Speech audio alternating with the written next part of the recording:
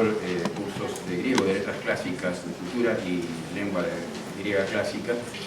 Y luego, mientras continuó con su trayectoria como docente, inclusive en roles directivos, fue tomando cada vez más contacto con la cultura griega moderna, colectividades, lecturas, etc., hasta especializarse en la literatura neohelénica, pero también, y esto es de lo que trata la conferencia de hoy puntualmente, las relaciones entre la modernidad y la literatura moderna y la cultura griega clásica, es decir, las relecturas, repensar a Homero, por ejemplo, en el caso de hoy, las relecturas que va haciendo la sociedad o el mundo de la cultura o distintos autores de los mitos clásicos.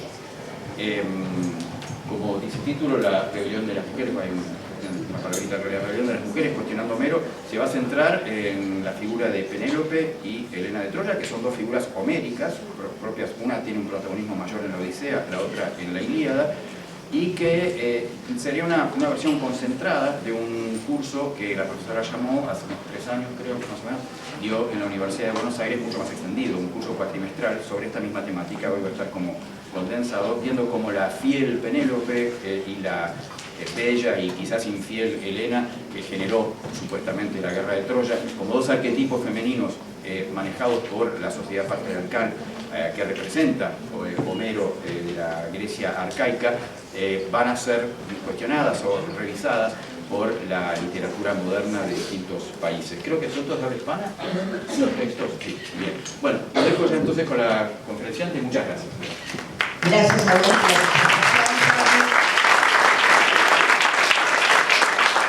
Muy buenos días. Y a mí me gusta hacer como dicen, que al cementerio hay que ir de visita, pero después volver a la realidad. Yo no voy al cementerio, pero reviso los textos clásicos, analizo los textos clásicos para ver después cómo se reversionaron en la cultura contemporánea. Trabajé sobre distintos mitos y hoy le toca el lugar a las mujeres de Homero, como dijo ayer.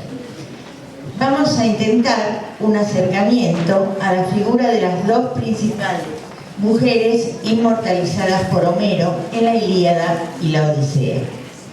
Las primas Helena y Penélope respectivamente. Históricamente están unidas por la guerra de Troya. Una la provoca y la otra sufre sus consecuencias. La tradición las fijó como modelos opuestos de mujer. Penélope, la casta, prudente y fiel esposa de Homero, que aguarda su regreso durante 20 años, y Helena, bella, frívola e infiel, que seducida por Paris abandona a su marido y huye con su amante a Troya, provocando el origen del conflicto que va a durar 10 años. Si ustedes se fijan, ya la iconografía de los distintos tiempos se hizo eco de esta tradición. Fíjense la cara de Penélope, dedicada a su telar, imagen del aburrimiento, y en la otra imagen la vemos a Helena con Paris, que evidentemente se está divirtiendo mucho más que la prima.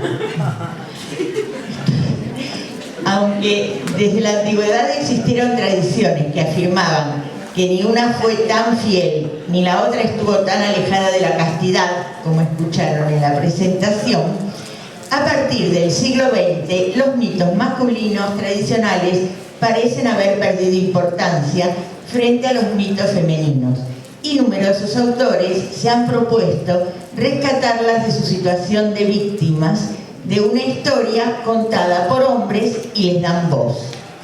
Para ellos, estas heroínas no fueron más que venganzas sublimadas de la imaginación masculina y por lo tanto hay que reinventarlas. Y de algunas de esas reinvenciones, reinterpretaciones o reescrituras vamos a ocuparnos a continuación. Vamos a considerar obras del teatro contemporáneo, argentino y español, que es donde se dan las recreaciones más interesantes. Debemos aclarar que la rivalidad entre ellas que encontraremos en varios textos esta mañana son una novedad del siglo XX. porque jamás están frente a frente en los poemas homéricos. Helena aparece en la Ilíada y es mencionada en la Odisea, mientras Penélope, que es la figura central de la Odisea, no se nombra en la otra obra.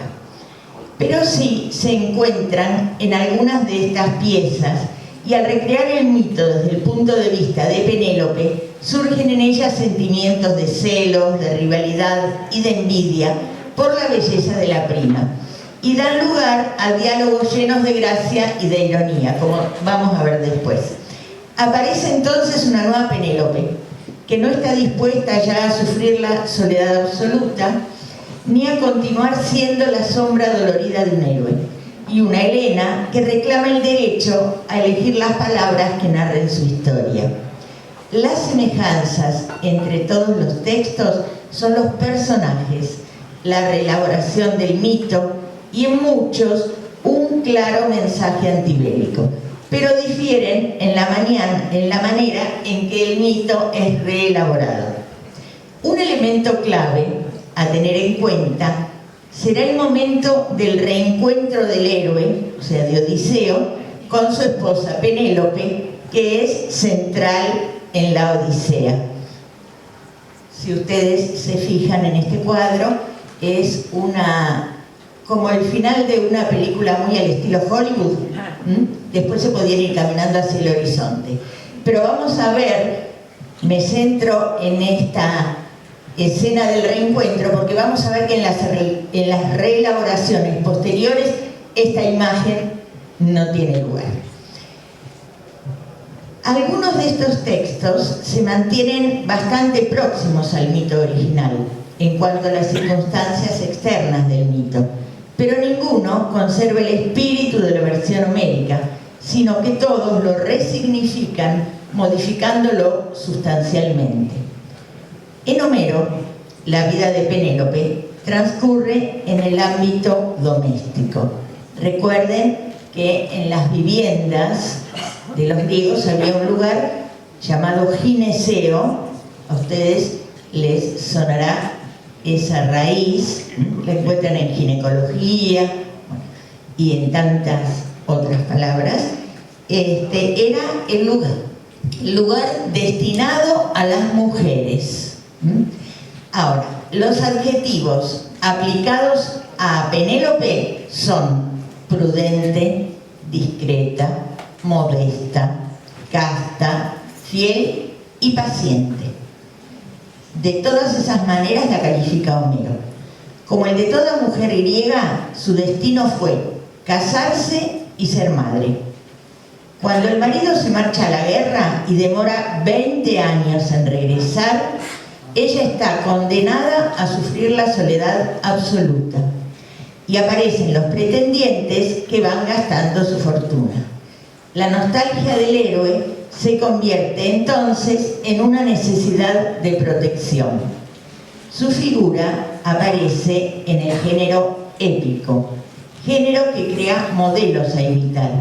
Y esta función modélica es el espejo en el que se van a mirar las sucesivas Penélopes. ¿Qué incluye este modelo? Ser paradigma de fidelidad, mantener un comportamiento ejemplar en la ausencia, preocuparse por los intereses del varón, permanecer recogida en la casa, dedicarse al hilado y al tejido y supervisar a la servidumbre. Como diríamos, en el siglo XXI, las mujeres, un aburrimiento.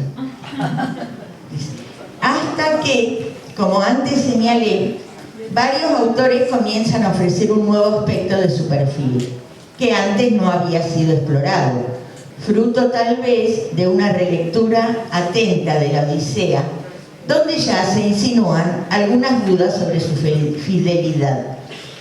Y se cuenta que emplea artimañas y astucias propias de Odiseo para mantener alejados a los pretendientes.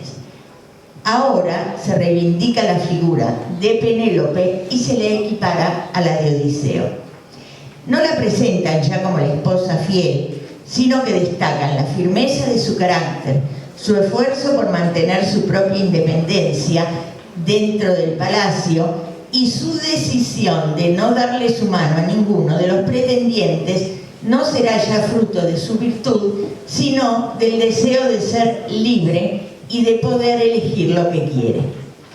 Enfocada la historia desde la perspectiva de la heroína, no es extraño encontrarla convertida en protagonista de numerosas obras en las que la figura de Odiseo pasa a un segundo plano. Si bien en algunas de estas piezas se defiende su fidelidad, son cada vez más frecuentes las recreaciones de una Penélope infiel, en mayor o menor grado, y las voces feministas que reivindican su figura defienden a una heroína contemporánea que nada tiene que ver con la clásica. Antes de pasar a las obras elegidas, repasemos el contenido de la Odisea. La guerra ha finalizado hace 10 años y Odiseo es el único jefe de los aqueos que no ha regresado a su patria, a Ítaca. Allí lo esperan su fiel y desconsolada esposa, que no ha dejado de llorar su ausencia ni un solo día, y Telémaco, el hijo de ambos, representados en ese vaso, que era muy pequeño cuando el héroe partió hacia Troya, y se ha convertido en un joven que enfrenta a su madre. O sea que la pobre Penélope, además de todas las cosas de las que se tenía que ocupar, como les dije antes, tenía que luchar con un hijo adolescente, que le cuestionaba su conducta. Los dos, tanto Telémaco como su madre, confían en que Odiseo está vivo y volverá en cualquier momento para regir los destinos de la isla. Pero hay más de 100 hombres que, seguros de que ha muerto, se instalan en el palacio, dilapidan su fortuna y fuerzan a Penélope para que elija entre ellos a un nuevo esposo. Esto realmente invención de Homero, porque no creo que haya muchas mujeres que hayamos podido tener más de 100 pretendientes al mismo tiempo. A veces uno se conforma con uno. Imagínense ella que tenía más de 100. Ella rechaza esta idea y maquina un plan para dilatar ese momento. Les propone que cuando termine de tejer un sudario, o sea, una mortaja para su suegro, elegirá uno de los pretendientes, pero cada noche desteje lo que ha avanzado durante el día. A falta de medios de comunicación y redes sociales, cada tanto recibe la visita de alguna Eda, un cantor, que va de palacio en palacio, y la pone al día de las aventuras que corre su esposo entre el mar y las sábanas de, por ejemplo, una maga como Circe, una ninfa como Calipso. Ella escucha todos esos relatos. Imagínense que una historia así hoy sería imposible. Con las redes sociales, con el WhatsApp, me demoré, llego en 10, él tendría que haberle dicho, podés ir cenando sola, llego en 10 años, pero se hubiera acabado la historia. Entonces, ella, en un momento ya vencida, decide que va a elegir un pretendiente y aparece con el arco que Odiseo dejó en su casa cuando se marchó a Troya y le promete a los pretendientes que se va a casar con aquel que consiga tensar el arco, que era de Odiseo, y atravesar con una flecha el ojo de 12 hachas. Uno tras otro los pobres pretendientes lo intentan, ninguno lo logra. Odiseo, que había aparecido disfrazado como mendigo, pide participar y luego de un desconcierto, porque como un mendigo se va a atrever a participar de este torneo para ganar el amor de la reina, él con suma facilidad tensa el arco y logra el desafío. Entonces Telémaco, el hijo, que ya estaba al tanto de quién era este personaje, lo ayuda y entre los dos le dan muerte a todos los pretendientes. Recién en ese momento Penélope se da cuenta de quién es el mendigo y se da la escena esa que habíamos visto en un cuadro anterior, la escena del reencuentro. Ahora vamos a ver los textos que elegí para ver algunas de las reescrituras.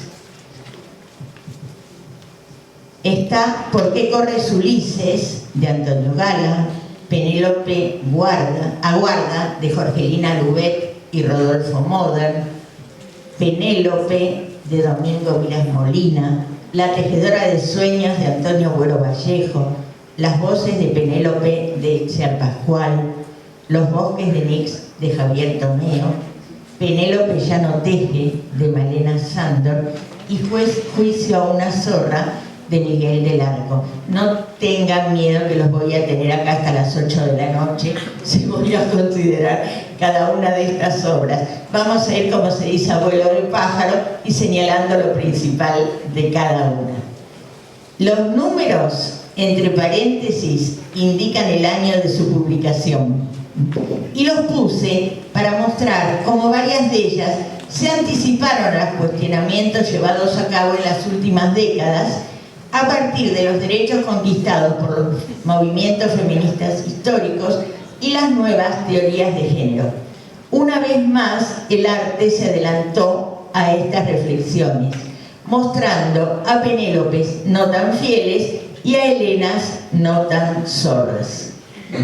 Si bien hasta ahora yo he hablado de Odiseo, van a ver que en alguna de las obras me voy a referir a Ulises, porque voy a respetar la elección del autor. O sea, como ya se aclaró en alguna charla anterior, Odiseo es el nombre griego y Ulises es la forma latina. Por eso, al referirme a Odiseo o a Ulises indistintamente, me estoy refiriendo al mismo personaje. La primera se titula precisamente ¿Por qué corres, Ulises? Y si bien fue estrenada en 1975, fue compuesta en la década del 30, con un claro sentido antibélico. El autor es español. Piensen ustedes, la década del 30, 36, la Guerra Civil Española, en el 39 comienza la Segunda Guerra Mundial. O sea, estamos en pleno periodo de entreguerras entre la primera y la segunda, con el conflicto de la Guerra Civil Española. O sea, se entiende perfectamente por qué él le da este sentido a su obra. Odiseo añora la presencia de Penélope, pero no como la dejó, sino como una mujer soñada a su medida. Pero la de carne y hueso no será así. La realidad casi nunca responde a los sueños. A su regreso, disfrazado, él le comunica la muerte de Ulises. Y cuando ella lo recibe, después de la prueba del arco, todavía no lo reconoce. Claro, 20 años. Y mantienen un diálogo lleno de reproches, en el que él, supuestamente, se hace eco de las confidencias que le hizo su amigo.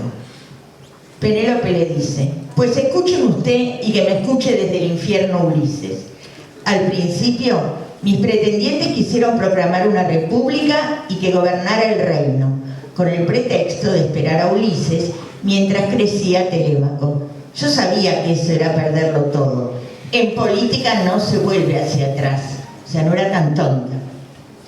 Fomenté la ambición de cada uno y a cada uno por separado le prometí ser suya y que él sería el rey único. Picado, Ulises le dice: ¿en la cama? ¿Qué dice? Que si le prometió eso en la cama a cada uno. La respuesta de ella es: en donde fuera. Este tema de la infidelidad ya había aparecido en un diálogo anterior con la criada. No soy una mesa, no soy una cortina, soy lo que he llegado a ser, una historia. Tengo mis cicatrices y las quiero.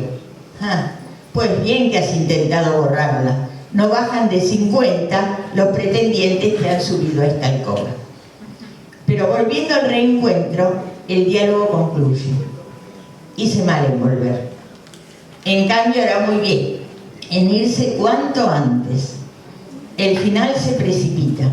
La Penélope real no echa de menos a su marido, sino la Penélope que vivió con él. Ulises no halla una esposa, sino la ambigua conveniencia de una mujer que lo acepta como último recurso. Los dos saben que se están engañando, sienten que no hay otra salida y asumen la que parece inevitable, volver a estar juntos. Esta Penélope da un primer paso, pero no avanza más. En Penélope aguarda, una obra argentina, esta vez el título ya pone el foco en Penélope y en su actitud de aguardar. Pero podríamos preguntarnos, ¿qué o a quién aguarda? La acción transcurre en el Palacio de Ítaca. Los personajes se corresponden con los homéricos, aunque los pretendientes identificados se han reducido a 3. Con cada uno mantiene un breve diálogo, lo que provoca siempre la misma intervención de Telémaco. Madre, no está bien que platiques a solas con un huésped cuando los demás acuden a cumplimentarte. El hijo advierte su coquetería, su ensoñación y cuánto se complace con las insinuaciones de los pretendientes y le confía a la criada. Fíjate, los provoca, los rechaza, luego baja a buscarlos. No puedo pensar en ella de esa manera. Vive pensando en las argucias que va a utilizar para bajar a entretenerse con sus pretendientes. Esta Penélope no llora por Odiseo, sino por ella misma, y se lamenta. ¡Ay, pobre, pobre Penélope! El reconocimiento tiene lugar cuando los pretendientes no se animan a acercarse al arco y él lo tiende con facilidad. Ella se desmaya. Y después que la matanza ha tenido lugar, baja con el aire ausente y la mirada perdida y esperanzada, le pregunta a la criada si todo ha sido una pesadilla. Y se niega a escuchar la respuesta. Ha vuelto el amo.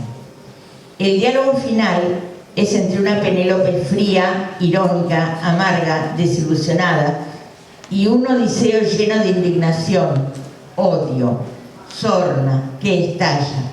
Óyeme bien, Penélope, soy el rey, tu marido, y vuelvo por mis derechos a imponer orden, a interrogar, a castigar si es necesario. No me han vencido ni la lanza de Héctor ni el odio de Poseidón. He triunfado sobre acechanzas de hombres y de dioses. He desarmado con mi astucia a quienes hubieran podido dar cuenta de mí. También desarmaré tus sueños, los domaré. Volveré a ser el amo. Y Penélope, amarga, reflexiona. Odiseo ha regresado, en el momento oportuno, a reclamar lo suyo. ¿Lo suyo? ¿Quién osaría negárselo? No extraña entonces que él, tomándolo de la mano, la lleve hacia la alcoba mientras dice: ven, Penélope, no interrumpamos el curso de la historia. Y ella, siguiéndolo, dice que la leyenda continúe. O sea, tienen que ser fieles al mito. En Penélope, Domingo Molina cree que la revisión crítica, con frecuencia desmitificadora del pasado histórico, es fuertemente iluminadora del momento presente, al tiempo que permite una reflexión intemporal, válida también para el futuro. Esta pieza es la versión que más de cerca sigue el relato de la Odisea, pero se aparta, sin embargo, del relato homérico en un aspecto fundamental. Al final no tiene lugar el reconocimiento ni el feliz reencuentro de los esposos, puesto que este Ulises no es el gran héroe homérico, ni Penélope es la abnegada esposa que espera con ansia su regreso. Difiere hasta el punto de negarse ella a reconocerlo, puesto que su retorno significaría para ella la anulación como ser humano. En lo que esta obra se diferencia diametralmente de Homero es en la caracterización de los personajes, y en este aspecto la versión de la historia de Ulises y Penélope es plenamente moderna, pues hace recaer el peso del protagonismo sobre los hombros de ella y ofrece una imagen absolutamente negativa de él, que representa el realismo y la brutalidad que chocan frontalmente con el idealismo y la sensibilidad del mundo femenino. Elegí esta imagen porque me parece que representa bastante claramente toda la oscuridad, la fuerza, ese poder de dominación del personaje masculino frente a la claridad y la inocencia del personaje de Penélope. Y si ella no quiere elegir entre los pretendientes, no es por fidelidad, sino porque significaría el hundimiento de su mundo, por cuanto ellos, o sea los pretendientes, son tan aqueos como Ulises y como llegará a ser Telémaco. Por eso su reacción cuando le dicen que su esposo ha regresado es: ¿a qué viene aquí este hombre después de 20 años? Es tan desconocido. ¿Por qué no se quedó con Calipso? ¿Por qué no murió en el mar? Luego se niega a reconocerlo. Nunca te reconoceré, extranjero, nunca. Y él le dice que realizará el peligroso viaje que le anunció el adivino Tiresias. Entonces, acá por primera vez vemos un Ulises y una Penélope que no están reflejados en esa imagen del reencuentro, que yo les había dicho, tan tipo Hollywood, y por primera vez hay un Ulises que decide irse. En La tejedora de sueños, título que me parece hermoso, es un alegato contra las guerras y los hombres que las declaran y hacen a sí mismo, que las declaran y hacen, y asimismo sobre las consecuencias terribles de las mismas. Es la menos fiel a Homero de las consideradas hasta ahora, y la que presenta a la Penélope más transgresora y la mayor innovación en cuanto a los personajes. Los pretendientes de más de 100 se han reducido a 30. Nos acercamos un poco más a la realidad. Y entre ellos, solo uno, Anfino, se ha mantenido puro. No bebe, no comete excesos de ningún tipo, ni se acuesta con las criadas. La gran novedad es la alusión a la risa de Penélope, porque esta es la primera Penélope enamorada de Anfino, al que le dice: tú me has hecho vivir. La ironía está presente en buena parte de la obra. Cuando Ulises, disfrazado de mendigo, habla con Penélope, en lugar de interesarse ella por su marido, pregunta por su prima. El extranjero le dice: estuve en Esparta y vi a Ulises. ¿Y a Helena la viste? La vi.